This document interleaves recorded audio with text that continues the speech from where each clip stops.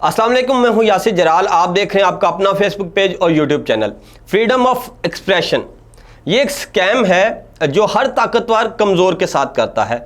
एक रियासत में रहने वाले मजबूत तबके कमज़ोर तबकों के साथ करते हैं, और जो मजबूत रियासतें होती हैं वो कमज़ोर रियासतों के साथ करते हैं, और जो मजबूत माशी तौर पर मजबूत मज़ाहिब हैं वो कमज़ोर मज़ाहिब वालों के साथ करते हैं, और उसे फ्रीडम ऑफ एक्सप्रेशन कहते हैं। और फ्रीडम ऑफ एक्सप्रेशन के नाम पर किस तरह से धोखा दिया जाता है, जुल्म किया जाता है, दूसरों के राइट जो हैं, हकूक़ हैं, उनको हज़म किया जाता है, उनको उनके ऊपर डाका डाला जाता है और उसे फ्रीडम ऑफ एक्सप्रेशन का नाम दिया जाता है। ऐसा ही कुछ हाल में स्वीडन में हुआ।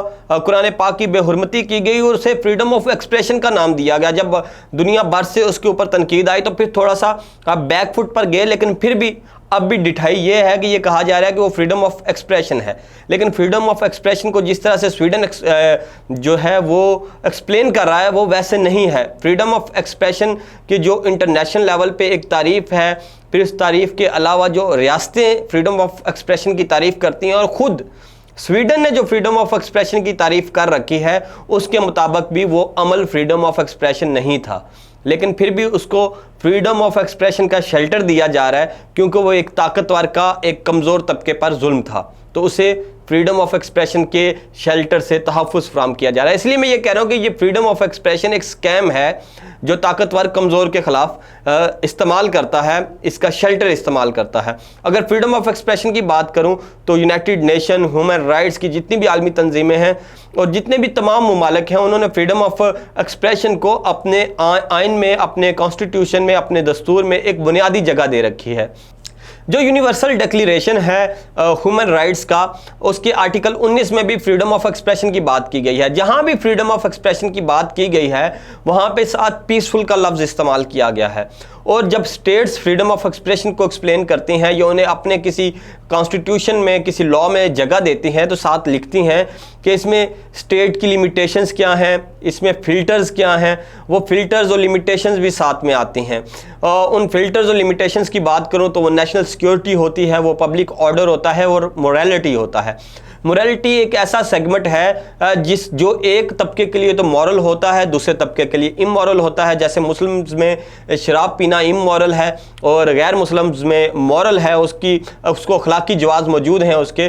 तो इसी तरह मोरालिटी का लफ्ज़ डाल के उसको एक मुबहम तारीफ़ दे दी जाती है जिसके ऊपर खेला जाता है। अब फ्रीडम ऑफ एक्सप्रेशन की लिमिटेशंस हैं, ये एक अब्सोल्यूट लॉ नहीं है कि फ्रीडम ऑफ एक्सप्रेशन का मतलब है कि कुछ भी किया जाए, कुछ भी नहीं होता। अगर फ्रीडम ऑफ एक्सप्रेशन एक एब्सोल्यूट लॉ होता तो हेट स्पीच का लॉ एग्जिस्ट ना कर रहा होता। तो हेट स्पीच का लॉ है तो इसका मतलब कि उसके ऊपर कुछ लिमिटेशंस हैं, कुछ फिल्टर्स हैं फ्रीडम ऑफ एक्सप्रेशन के ऊपर। तो आपको जब एक्सप्रेस करना है तो आपने हेट स्पीच नहीं करनी। ऐसा ही स्वीडन में है कि स्वीडन में हेट स्पीच का लॉ मौजूद है, लेकिन उसके बावजूद जो वहाँ पे फ्रीडम ऑफ एक्सप्रेशन के नाम पर हुआ उसको जो अदालत है वहाँ की, उसने जस्टिफाई किया, वहाँ की पुलिस ने उसको तहफ़्फ़ुज़ फराहम किया और इसको फ्रीडम ऑफ एक्सप्रेशन का नाम दिया गया। जबकि वहाँ पे जो स्वीडन के अपने बहुत सारे जो कवानीन हैं वो ब्रेक हो रहे थे। फ्रीडम ऑफ एक्सप्रेशन का लॉ के ऊपर आपने उनको कुरान पाक की बेहुरमती की इजाज़त दी, लेकिन आपने ये नहीं देखा कि उससे हेट स्पीच का जो लॉ है वो इफ़ेक्ट हो रहा है। वहाँ पे स्वीडन में एक लॉ है कि किसी भी मुजाहरे में, किसी भी एहतजाज में आग नहीं लगाई जाएगी। तो वहाँ पे कुरान पाक की मुकद्दस जो कॉपी है उसको, जो नुस्खा था, उसको आग लगाई गई, तो दूसरे कानून की खिलाफ वर्जी की। उसके अलावा वहाँ पे मिनॉरिटीज़ के राइट हैं, एथनिक ग्रुप्स के राइट हैं। मुस्लिम वहाँ पे एक मिनॉरिटी है, एक एथनिक ग्रुप हैं, तो उनके जो उनके हकूक़ हैं उनको पामाल किया गया वहाँ पे, उसके वो स्वीडन का लॉ टूटा। उसके अलावा माइग्रेंट्स के लिए एक यूरोपीय कानून है, तो माइग्रेंट्स के ख़िलाफ़ ये मुजाहिरा हो रहा था, मुस्लिम माइग्रेंट्स के ख़िलाफ़ ये मुजाहिरा था, मुस्लिम कम्यूनिटी के ख़िलाफ़ ये मुजाहिरा था।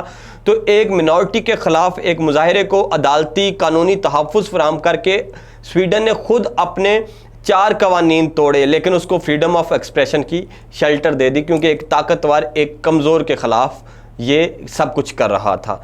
तो दुनिया में ही ऐसा होता है। फ्रांस में आप देख लें, फ्रांस में जब गुस्ताखाना खाके शाया हुए तो फ्रांस की हुकूमत ने कहा ये फ्रीडम ऑफ एक्सप्रेशन है, लेकिन जब उन गुस्ताखाना खाकों के ख़िलाफ़ पुरअमन एहतजाज का सिलसिला शुरू हुआ तो उस पर डंडे सोटे बरसा दिए, मुसलमानों की मसाजिद को जला दिया।